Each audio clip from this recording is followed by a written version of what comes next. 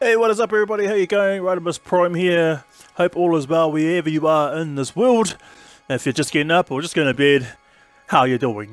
Here is a Battlefield 1 clip.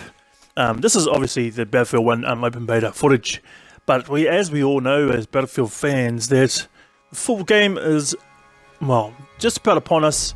The trial from EA Access comes out on the 13th, which is bad timing for me because I'll be at work all day, so I'll probably have to come home and play as soon as I finish work. But what I'm going to try and do is get on a single player because that looks pretty intense, pretty dark.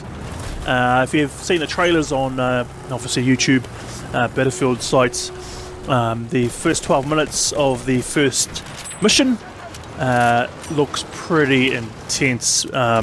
Something totally different where you start off with a character and you will not live.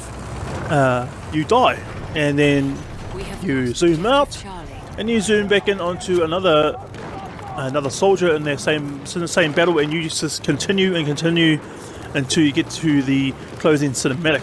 Now that's something I haven't seen at all in the FPS shooter, especially with the Battlefield franchise, because we all know that with Battlefield the main emphasis is on the multiplayer, and it's been pretty good. And now within the new gen consoles where we have the opportunity to play 32v32, old gen was only 12v12.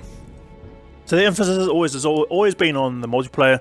With the single player, it was like meh, like BF3, BF4, Bad Company 2 had it alright single player, but now looks like they've invested a bit of time with this BF1 story. Now, there is a few missions in the BF1 story that's got my attention, especially the one with the Gallipoli. I think the mission is called The Runner. For us New Zealanders and Australians, and probably if you're familiar with World War I, when the Anzacs stormed or tried to storm the coast of Turkey in the game, the Ottoman Empire, and they failed pretty miserably. It was pretty big losses. I'm hoping that DICE had done their research and give us this story a bit of justice. With all the stories here on Battlefield 1, they have a lot of history to do with the single player, and got my fingers crossed that they really nail it, because it will give good competition compared to COD. As we all know, Call of Duty has some both a good single player and obviously good multiplayer, because it's pretty popular COD, let's be honest, and people flock to their game. Now, I don't know who wrote the story, but who did the research for this, that the BF1 single player, but it looks pretty intense, looks pretty dark. It looks like it can pull the heartstrings if you really followed World War I and the losses of every nation that they fought into it. So I'm really interested to see. I think there's 2 missions you can play on the EA Access trial when it comes out.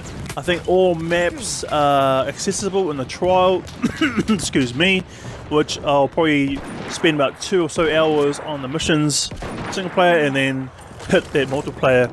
And if you do keep your progress in the EA Access trial, and then I think on the 18th the full game releases for the ones who pre-ordered, which get 3 days early access again, and the ones who are waiting will be the 21st of October. I don't know what that day is in New Zealand and Australia, but I'm picking it's going to be a pretty good release, because I'm looking for the BF1. Gameplay is similar to BF3, that are my thoughts, and what can I say? I'm a Battlefield fan.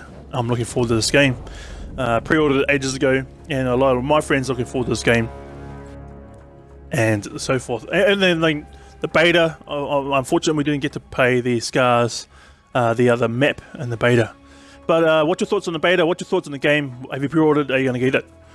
And I'll leave it with you guys. So with that, leave a like, comment, rate and share. And thank you for watching. I'll catch you on the battlefield.